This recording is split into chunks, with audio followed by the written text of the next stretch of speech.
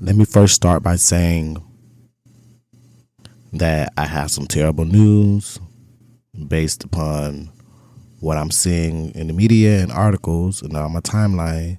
It appears Mr. Cali, a content creator, a fellow porn star industry guy, has passed away. And I just want to send my condolences and send prayers to his family and friends. The reason doesn't matter. The how, the why doesn't matter. The when doesn't even matter. Just send your condolences and straight positive energy to anyone who may have been impacted by him in some way or form and fashion. Just a reminder that time is of the essence and love your loved ones while they're here. All right, now on to the episode, you guys. Linkinwitrobby. So dude hit me in my DM, right? And I'm just like, all you niggas freak out, and that's just all it is. First off, girl, fuck him. And you are now listening to Linkinwitrobby.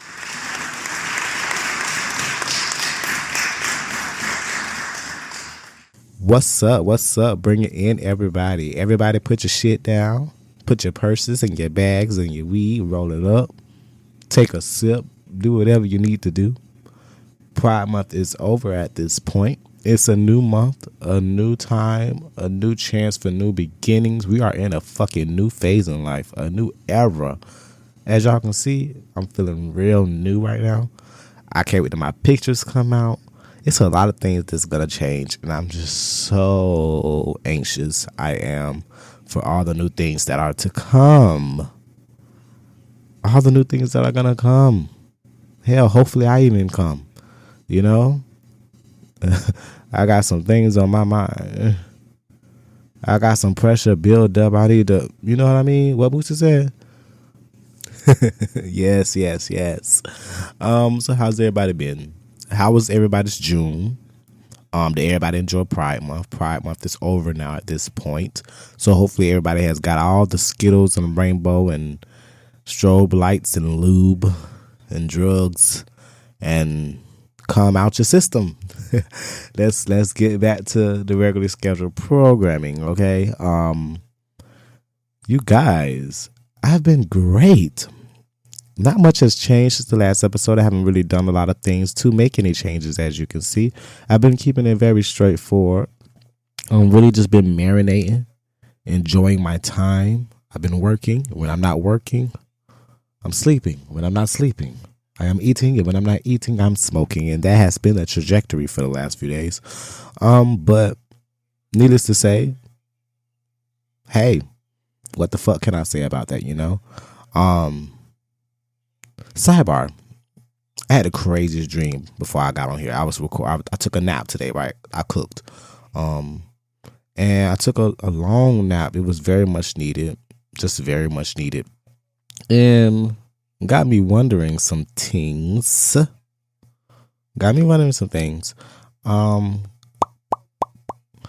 Let's see.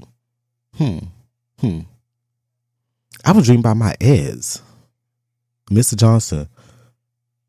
Oh, I had a dream about him, and I guess I had a dream about him because I had seen him on live, or was it live? No, I saw him on Snapchat. I got notifications, I guess, because one of my Snap was like, you know, how Snapchat like to tell you when somebody posts that has never posted, like, this person hasn't posted in a while, or this person just posted for the first time, and I was like, okay, who is this? I'm like, oh, it's Mr. Johnson. And it was for the slight second, because we haven't spoken in like a month. Maybe more than a month, honestly, since I went off about his birthday. I was like, damn, he fine. You know how you just see something and you see your old shit and you like, damn, my old shit's still fine. Still fine. I'll still eat it off the bone. Oh my God, I shouldn't have said that, but I did. I'm going to say it and I'm going to take it back. I'd fuck my ex. Okay, so I have 3 exes, right? 3 exes. And I would fuck Mr. Johnson. I will marry my first love, Peter Parker, and then I would kill Beachbody. Did I say Beachbody? Bleachbody. We gotta come up with a new nickname for him. The Bahamian. I don't know. Whatever. But yeah, I would kill him. And I would marry my first love, Peter Parker. And I would kill Mr. Johnson. No, fuck Mr. Johnson. At this point, everybody just died except my first love. He's the only nigga that's worth doing anything with. But anyways, needless to say, because I don't even know if he's listening to this, and I don't need him to hear this, and I don't need him to be playing this for his man. And you know what? I don't need him to be jumping me. I don't want to get jumped. I don't want to get beat up. Okay, but anyways, y'all. Yes, my best friend taught me into looking into dating again. So I don't normally do this, but Facebook dating Facebook has this thing called Facebook dating, right? Oh my God. I decided to take it upon myself. I know. I decided to take it upon myself to go back on Facebook dating. The last time I went on there was maybe like 2023. And I was on there, or maybe early 2024. And I was overwhelmed. I was overstimulated. It was too many niggas. It was too many of them on there trying to talk to me, message me, say hello, say bye-bye, how you doing, da-da-da-da. It was way too much. I was overwhelmed by a large amount. Left everybody on red and ran. It was just too much. I was too overwhelmed. Too many people to swipe, too many people to respond to, too many numbers. It just was way too much for me at that time. And I decided to recently just get back on there, and I met some guys, and I've been messaging some guys, and I'm just like, all these specimen of people, and it's just so much. I'm still a little overstimulated, so I'm taking it day by day. It's only a few people I can talk to at a time. I don't care who I match with. I'm only gonna talk to a few people at a time because I'm overwhelmed easily and overstimulated, and I don't know what to do with all them niggas. I don't know. I'm not gonna respond to all those niggas. I can't talk to all those niggas. What am I do with all them niggas? All them niggas want to talk to me. What am I do? You know what I mean? Like, oh my God, what if all of them hit me up and be like, oh, okay, I want to go out and see you today. Oh my God, what am I gonna do? What if all of them be like, hey, I'm gonna pull up on you? Oh my God, what am I gonna do? So it's been difficult. Trying to manage that. I did get one of their numbers, but he a little too young for me. So I left it at that. He's 24, and that's only like what? Let me do the math. That's only 9 years. Well, he's turning 25. That's only 8 years younger than me, but feels too young. Yeah, but I've been meeting people on there. Y'all, don't gag at me. Please don't judge me. But I've even been thinking about speed dating. I was on Eventbrite, and I was looking at all the different speed dating events. Unbeknownst to me, that there was even speed dating events in Orlando. But there's even gay speed dating, which I can only take to mean ways for gays to hook up. I don't even know. I'm excited because I want to do it. I want to go. But they have so many different events. I don't want to go and be the only black person. Is that bad? Like, I'm afraid I'm going to get there and I'm going to be the only one with melanin. And then what I'm going to do? Because I'm not into the men of the Caucasus nation. I'm not really too much into those. I really prefer some naggers. You know what I mean? I prefer somebody a little rough around the edges, my skin tone, but maybe I need to step out of my comfort zone. Maybe I do, and I might just like it. I mean, last time I stepped out of my comfort zone, I ended up dating a hoodlum riding around the hoods of Florida, and I enjoyed it until I didn't. So why don't I just step back out of my comfort zone again, because that became my comfort zone, that became my normal. Why don't I step out of that again and get somebody that's a little bit more mature, someone a little bit more consistent with their life, stable, got shit going on, know what they mean and mean what they say. Yeah, I meet so many of these niggas who aren't about what the fuck they be talking about. They just be talking about it. And I put on into it, you know, I engage, I entertain it. I try to apply pressure when needed. But with those niggas, they don't know nothing about pressure. They know all to talk about it.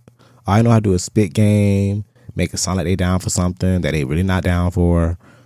Just so on, so on, and so on, and so on, and so on. You know what I mean? Like the normal bullshit they like to say that most people will fall for. And I refuse to fall for it anymore.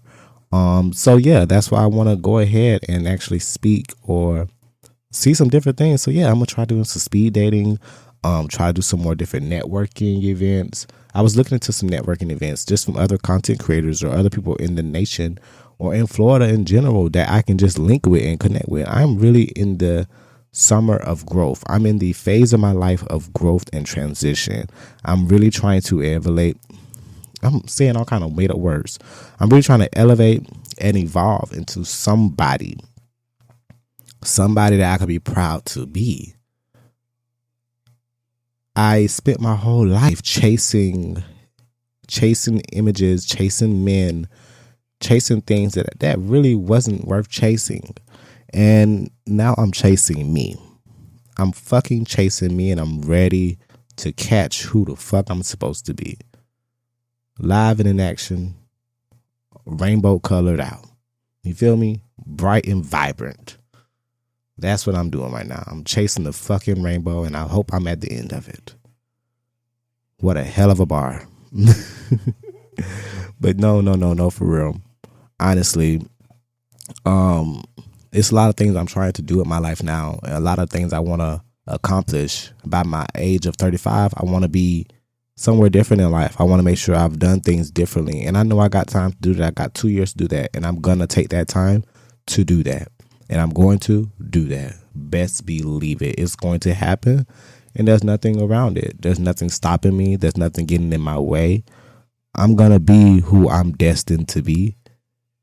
And people can either believe me or they can fucking not. It don't really matter. I'm going to do it. I'm going to do it. I'm going to be that person. And I'm going to excel at it. And I'm fucking ready. I hope everybody else is. Because I am ready. With a capital R. You feel me? So every now and then I know I have to touch on my origin story, a little bit more backstory, a little bit more about who I am, just to really give an idea of who you're listening to or who you're watching or whatever the case may be. More about Robbie. A lot of people don't know me, like really don't know me. So this episode really going to be catered around me coming out, my coming out story. It's not really all that exciting, but it's full of details and twists and turns. It's like a Harry Potter story. So why not? Why fucking not? I'm going to give a little bit of that. Just a little bit. Nothing too crazy.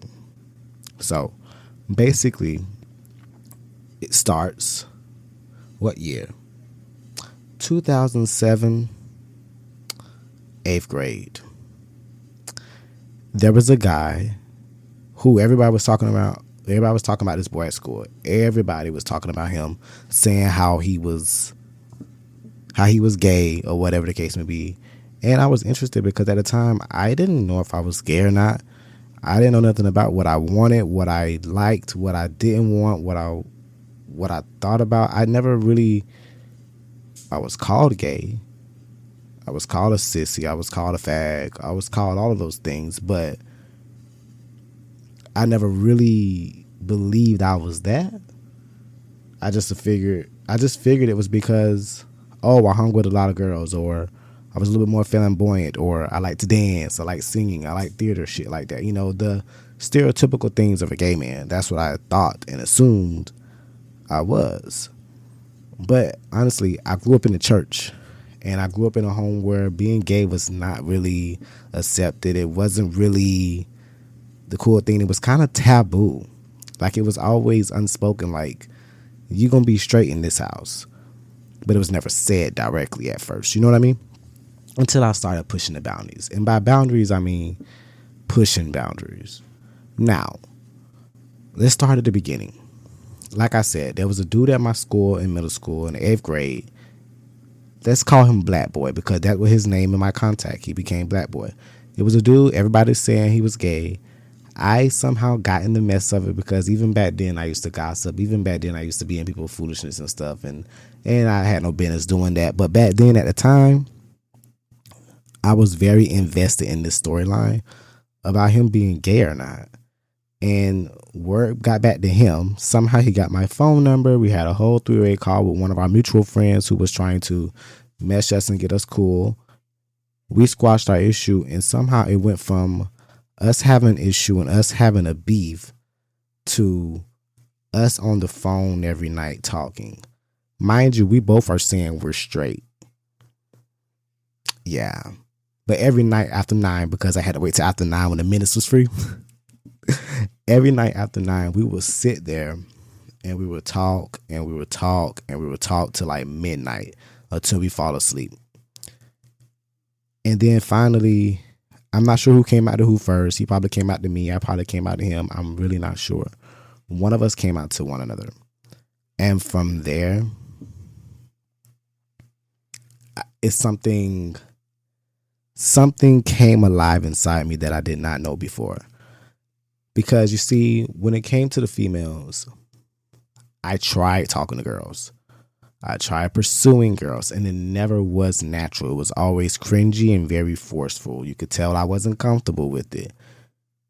But it was this moment with this guy, organically and not forced. I was feeling butterflies. I was having thoughts I was never having. I was having wet dreams. I wasn't even doing that before at that time. Mind you, I'm like 13. So a lot of this stuff is new to me. And this is what I'm feeling about a guy at my school. Eventually, we came out to each other. We started dating on the low. And he was my first boyfriend. We was in middle school, but he was my first boyfriend. And that was my black boy. And it was one time, my mom used to take my phone sometimes. I fell asleep on the couch. She got my phone and saw that I fell asleep on the couch on the phone with black boy. That's when she first started questioning things. Now, mind you, I did not own up to anything. Mind you, I did not admit to anything. I was still in denial that I am not gay. The fuck are you talking about?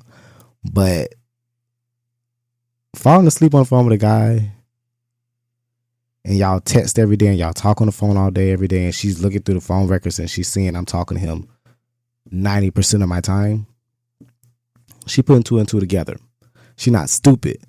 But me thinking I'm smarter, I'm not telling her the fucking truth. So I'm going to keep lying and lying and lying until she stop asking. And clearly she was never going to stop asking.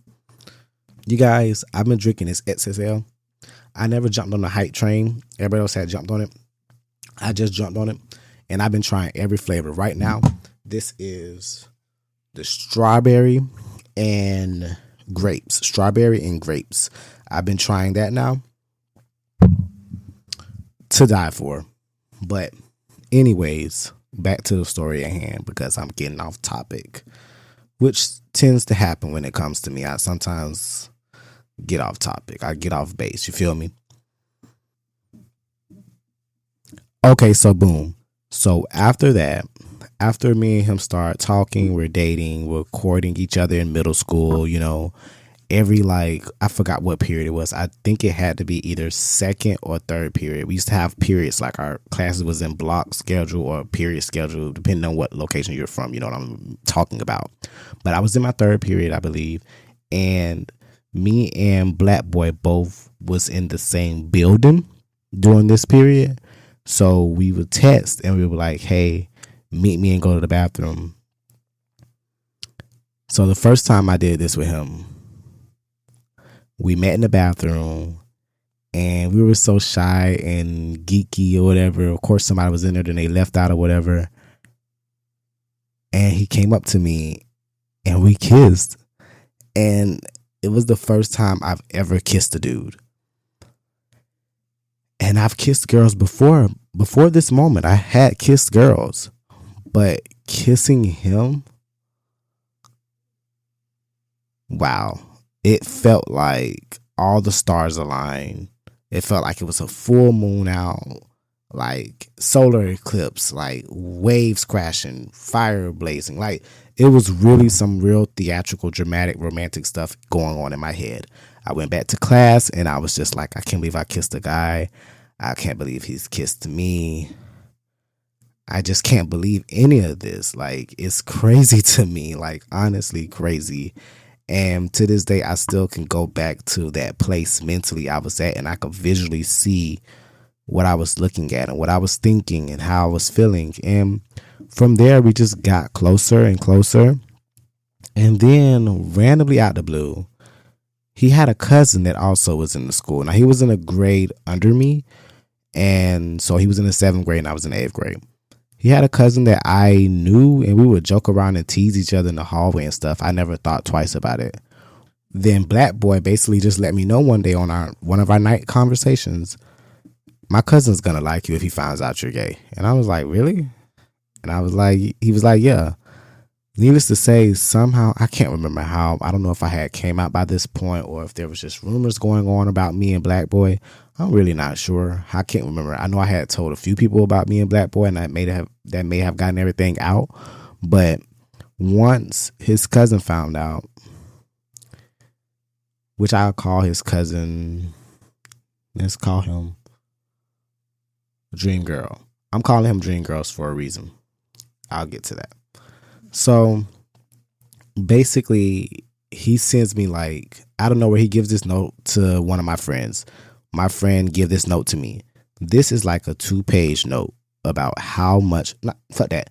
It was a 2-page love letter about how much he liked me and how much he had been crushing on me and wanting me. And he was so upset that his cousin had me first. And me being new to this, I wasn't the best at this. I won't lie. I was wrong. I broke it off with Black Boy at the time. And I pursued the cousin because I was like, oh my gosh, this boy is pouring his heart out to me. I'm new to this. I need to try all the fruit. I need to try every drink, every flavor. Just like I was saying, I'm trying a new flavor every 5 seconds of this XXL. Same scenario. So I was like, okay, I need to go ahead and try this out with him and give him a chance because I might be missing out on something. I'm young. I'm 13. We're the same age. He just happened to start school late, so he's in the 7th and I'm in the 8th. He's more bold about it. So whereas with me and Black Boy meet in the bathroom, when me and Dream Girl would start talking, we'd be holding hands in the hallway. We kiss in public. We were way more out there. And I loved it. And I think that's where I started getting my boldness and my confidence from. And I loved it. And the reason why I call them Dream Girls because on the last day of school, we used to have these ceremonies for the 8th graders that was leaving. And he sung And I Am Telling You. And Dream Girls had just came out. So he was singing And I Am Telling You by J Hud. Now, mind you, he butchered this song. But he was singing it because I guess, I can't remember. I believe our principal was leaving the same year we was leaving. So I think she was leaving after we were leaving as well. So they were going to have a new principal. And he was singing to the principal. And he was butchering it. And it was just so funny because we laughed for a long time. Because like, dude, you did not have to sing And I Am Telling You that. If they didn't think he was gay, they knew he was gay that day. They knew he was gay that day. But anyways, needless to say, I went on to high school. We ended up parting ways, one day because he used to love to sing. He was singing Until the End of Time with Justin Timberlake and Beyonce. He was singing a Beyonce version on my voicemail. Now, he knew my mom used to confiscate my phone because after she had been catching me messaging and talking to Black Boy for so long, she started monitoring everything I was fucking doing. So she took my phone. He left a voicemail because I wasn't able to answer. And he left a voicemail singing. Well, I can't remember. I wish I remember what part he was singing. He might have just singing the chorus. He might have just been like, and if your love was all I have in this life, well, that will be enough until the end of time. He was singing that. And I was like, ooh, I love this for me. But at the time, I'm going to high school and he in middle school still. So because my mom, truth be told, my mom split us up with basically keeping me from being able to talk to him. So eventually we ended up parting ways, and we've reconnected over the years, but it never went anywhere. Same with Black Boy and I. We stayed in contact for years. I can still hit him up today and be like, how you doing? What's up? He lives in Georgia now. Some of you may know him. He's a chef. Leave it at that. We share the same name. That may be a hint. But yeah, those two people in those two instances, it just catapulted me into like guy on guy on guy on guy. I was so boy crazy back then. It was like I would meet a guy, like a guy, next guy. Meet a guy, like a guy, next guy. Meet a guy, like a guy, next guy. Was taking nothing serious. Wasn't going anywhere far with it. And at the same time, I was sitting here trying to live a double life. I was in the church. So, mind you, I'm trying to pretend I'm straight for my mom. I'm trying to pretend I'm straight for the family. I'm trying to pretend I'm straight for church. All the while, when I'm at school, I'm out and I'm proud. I'm loud and proudful. I'm gay. I'm flamboyant. I'm doing whatever the fuck I want to do. I'm telling niggas, fuck you. I'm going to be gay. I don't care. But when it came to home, I'm hiding. I'm shamed. I'm embarrassed. I'm in secret. And it took a few instances for me to finally start pushing back more and more, because then what happened is my mom got me like a therapist while I was in 9th grade to help me figure out my sexuality. Now, here's the reason why this ended up happening. I came out to my best friend at the time. Now, my best friend, her mom was dating my uncle. So she was my cousin, but by like marriage in a way. And that had begun way back when I was in like 4th, 5th grade. So that's how far we went back. So we was going to school together in high school. And she was my best friend. So in homeroom, I wrote her a note telling her one of the guys I was talking to at the time. And I told her it was one of her friends. And she named every girlfriend she had in the book. And something made her realize it was a guy. Broke her down. Left her distraught. She told her mom. Her mom called my mom. Not a whole world. Oh my God, he's gay, he's gay, he's gay.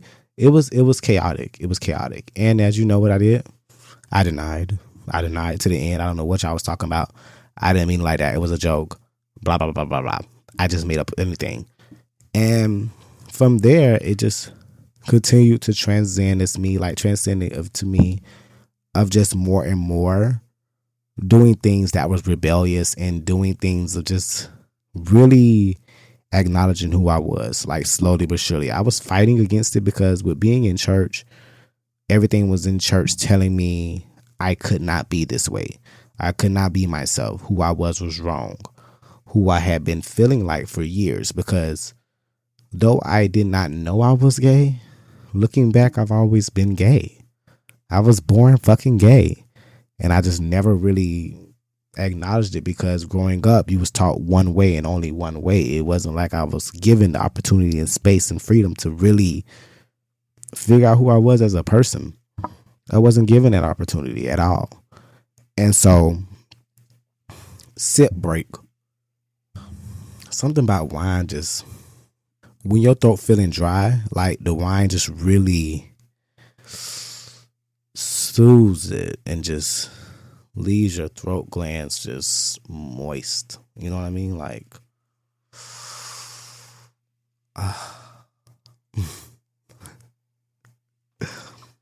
I am insane. I really am. But anyways, needless to say, because what the fuck am I talking about?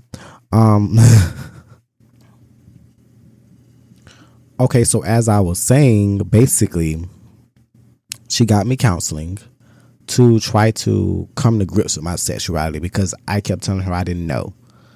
Eventually, lying was not working. Eventually, saying I wasn't working. So I just told her I did not know, even though honestly, I was 80% sure I was gay. There was a 20% that I was like, this can't be. God would not make me this way. That's not fair. And the rest of the 80% was, this is who the fuck I am. and I should not be apologetic about it. I should not be sad and shameful about it. But I had not reached that level of boldness yet. I had not reached that level of strength. I had not reached that level of that said, Robert, you can be who the fuck you want to be. I hadn't reached that yet. So because I hadn't reached that peak, I had to continue going through some lies and denial. So with my therapy sessions, I basically bullshitted the entire process. The whole entire process, every time I had a session, I never gave her any information that was valuable. I never actually really honed in on what was going on with me sexually or sexuality wise, or what I was thinking about myself, or anything about what I wanted or who I saw myself as. I never touched on any of that. Then after that, I was leaning more into just being who I wanted to be. Like, I started wearing more like skaterboard clothes, because at this point, skinny jeans was in. I wanted to wear skinny jeans. I wanted to have a mohawk. I wanted to do all these things. And like I said, I was more bold at school, and that was where I was finding my voice. That's how I was expressing myself. That's how I was finding my confidence in being who I was. I was so sheltered and so quiet and shy and not able to really be myself, that when I got to high school and when I really got to be who I wanted to be at school, it really affected how I viewed life. So when it came down to church, with people telling me how I'm supposed to behave outside of church, that's where we started having problems. So I retaliated. At the time, I had a very popular MySpace, and I decided to blast them on a blog. So I blasted the whole entire church on a blog, calling everybody out in all their sins and transgressions while they were talking about me, because I'm a child. Why are a bunch of grown adults concerned about what the fuck I got going on? It's weird and it's concerning. And so I went off about it. Next thing you know, I'm in a meeting with the pastor. And you think I was going to tell him how I was really feeling about myself? You think I was going to tell him about my sexuality issues when he out there cheating and creeping on his wife? No, I did not. So I lied to him too and told him it was none of his business, basically. And he lucky that's all I said, because I really wanted to call his ass out, because how dare you sit me in your office like I'm the main issue at this fucking church. I am a child. And me being gay should not be the top priority in this bitch. Try keeping your church the same church throughout the years. Ever since I got to this church, it's been a new building. We've been renting buildings from other churches for years. And you focused on if I want dick in my booty, or if I want to put dick in somebody else's booty. And you're a grown man, you're worried about the wrong things. I'm a child. Mind your business. Let my mom do the parenting, and you worry about being a good husband and trying not to rob the church. Let's try to do that. Let's just try that. Let's start there. Somewhere over that rainbow. Somewhere. But anyways, yeah, once I rebelled back to the church, and then I finally decided I'm done, I stopped going to that church. I started going to another church with my friends that I met at school, who had way more accepting people, way more youthful presence, and it was more modernized. And I was able to connect with myself and really get comfortable with being myself. So by the time when I met my first love, Peter Parker, Mikey, when I met my first love, hey Mikey, when I met my first love, basically, I saw how he was dealing with at home with his mom and not feeling loved and accepted. And a lot of what he dealt with, I grew from, because I saw how he rebelled against his mom, and I saw how he was like, I'm going to live my truth and I don't care what anybody thinks. It made me want to do the same. Like, when we started dating publicly. My family was in a tizzy. One day, me and him posted a shirtless pic on Facebook. A shirtless pic, just shirtless, of us holding each other. By this point, we're 18. We are 18. He in college. I'm still in high school because I was 18 in my senior year. So he was in college or whatever. So he was a grade above me. So we're taking a picture, holding each other, no shirt. The whole fucking family was in a tizzy. Like, everybody was calling my mom, or calling around talking about, oh my God, do you see Robert? He's on Facebook and MySpace.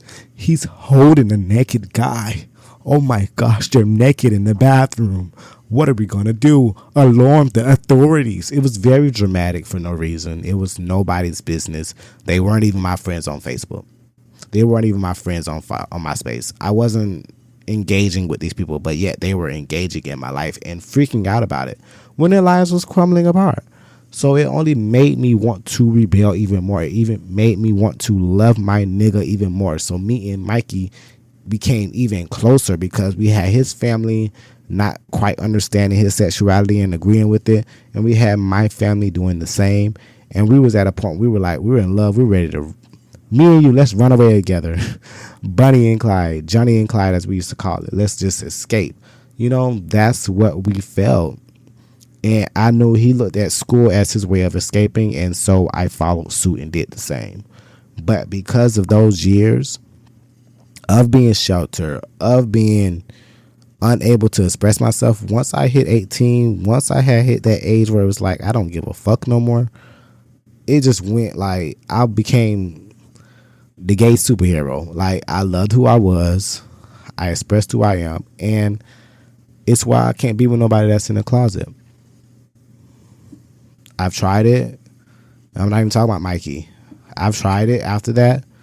Being somebody who doesn't have pride in who they are, being with someone who doesn't know who they are or don't agree with who they are or think they're a sin, we can never be together. Because if you're going to see yourself down like that, if you're going to look down on yourself and see yourself as such a problem, how could we ever work? Me and you could never work at all, because if you see yourself as a sin, then you see me as a sin. What the fuck are we doing here? You think our relationship is an abomination and you think I want to be with you? I've never been the trade deal type, so I don't know. That was never my avenue. I never went down that block. Wasn't my type of thing. You feel me? Like, it just wasn't. I preferred niggas that knew who they were, knew who they wanted to be, and didn't give a fuck about who had any problem with it. Those are the guys I like. Those are the guys I love. Those are the guys I can be around. Simple as that.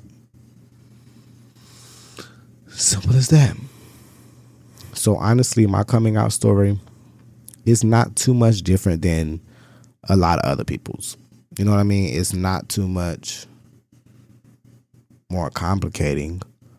Honestly, those years and those times where I felt that way really shaped me to be who I am. People look at me now and they see me as somebody that's so unapologetically myself. I'm gay.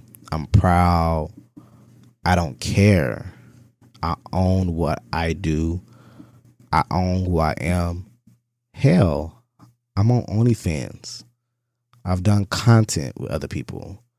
I've modeled. I've danced. I've danced at a club. I've done some of the most, I guess you could say, taboo things that a man should not do in our community. And here I am doing it. I'm on a podcast talking about sex with guys and other gay shit. And I just don't care about it because I am me and I'm proud of who I am. And I'm not going to live this entire life that we only have one of. We only have one life. I'm not going to live this life in shadows. I'm not going to live my life hiding and being who somebody else paint me to be. I'm not going to live my life according to some man created book of books. You know what I mean? Like, I'm not going to live my life according to anybody else's rules. I'm going to follow my own rules that I set forth for myself, my morals, my integrity, my drive, my perception of life. I'm using that to create a path to where I want to go. And it's just that simple. And I look at sexuality as something that we shouldn't have to announce.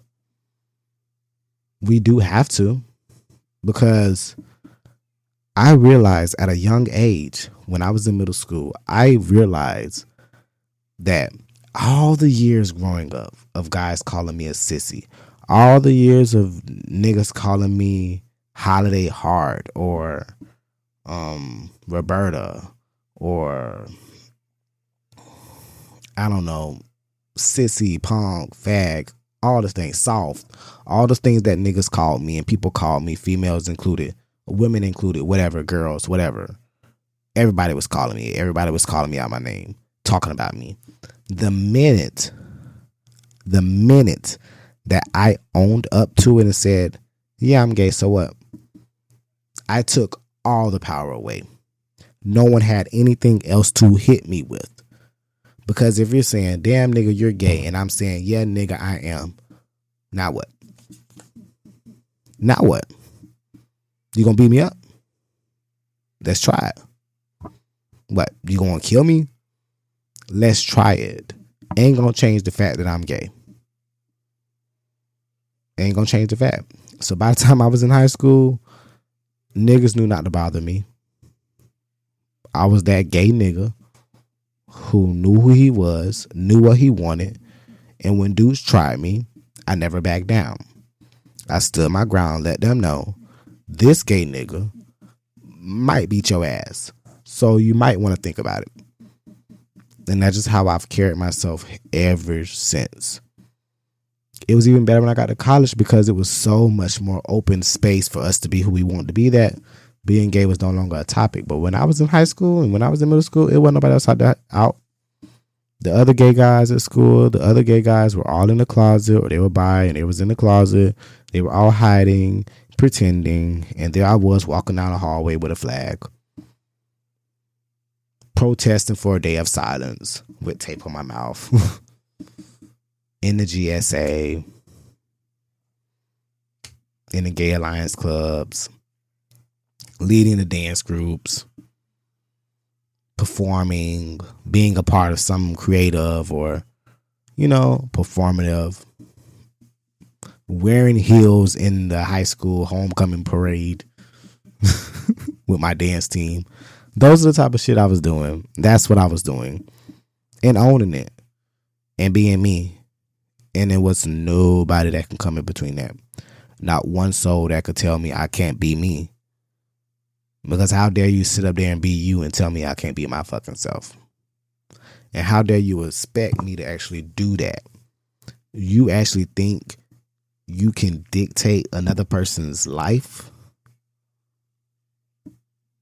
because they do what you don't want them to do? Because of who they're in love with or who they see themselves attracted to? And that bothers you that much? I could never understand homophobia. I don't have heterophobia. I don't see straight guys and straight girls and freak out. I mean, what are we talking about? I don't give a fuck what you do in your bedroom. Are you doing it in mine? Am I in your bedroom? Okay then, so why would I care? But because of the way society has attacked us so much, we have to be prideful.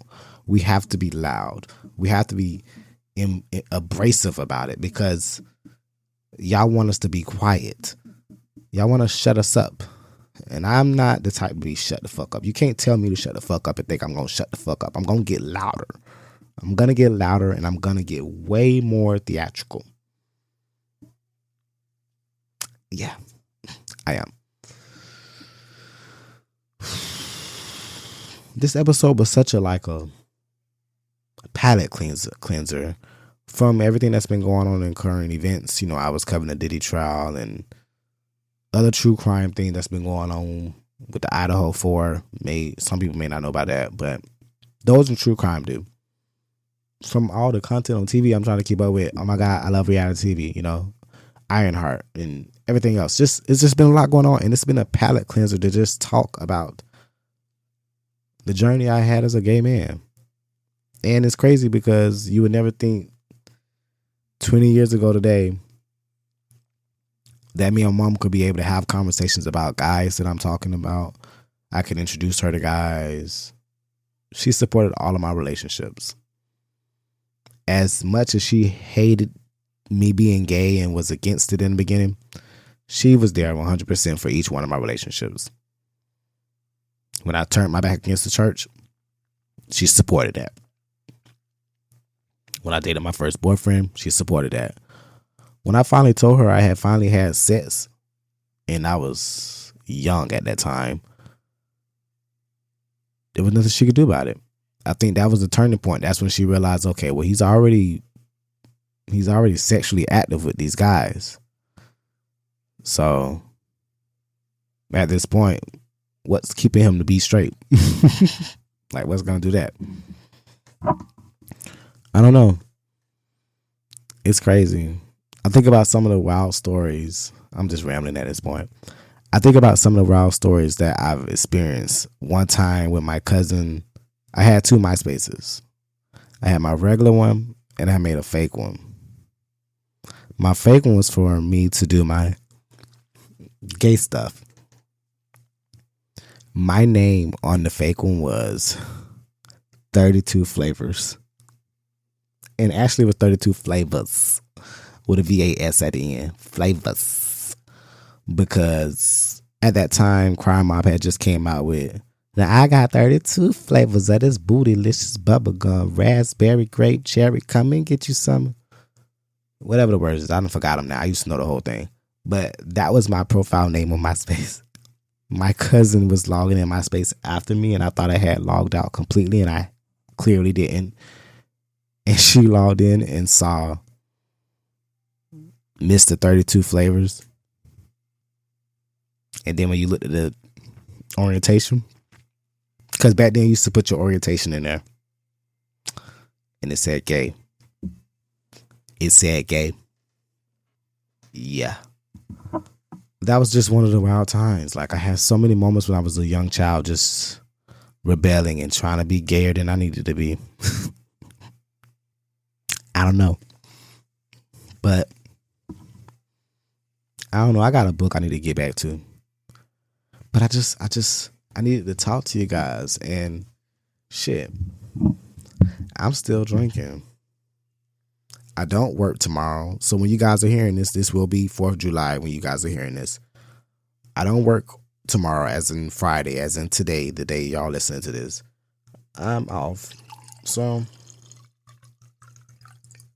I am spending my time wisely. Me and XXL. And I'm drinking. Oh, before I go. Okay. Let me take this sip before I go. Hold on.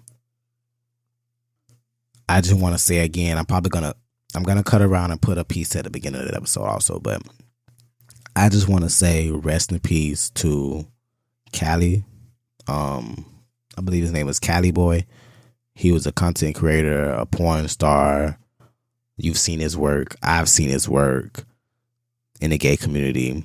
I just want to say rest in peace to him, and prayers and sending condolences to his family, his loved ones and friends who are experiencing this time right now and probably are just in shock as the rest of us. Like I said, life is short. You only have one life. So live it how you want to live it and be yourself, because one day you're going to have to be called home, and you would hate to be gone and you didn't live the life that you wanted to live. Now, I don't know if he was able to live the life he wanted to live or not, but his passing just makes me think of how we need to just be grateful for what we have right now and love ourselves to all of our abilities, you know? And on that note, happy 4th of July, Independence Day in this country. Woohoo, America. Yeah, happy 4th of July. Have a wonderful holidays. Don't eat too much barbecue. Or for some of you who are doing a seafood boy, because I know some of y'all are. And don't shoot too many fireworks. I got me some. I only spent $100 this year. I was keeping it cute. But got me some fireworks, so I'll be doing that. Probably go live or something like that. But anyways, I appreciate y'all for tuning in. Y'all already know what it is. It's Linkinwitrobby podcast. It's your boy Robbie. And on that note, I did enjoy myself talking to you today. I hope you enjoyed yourself. And if you did, come back next Wednesday. Every Wednesday after that. Tune in to what I got to say. And yeah, just keep linking with Robbie.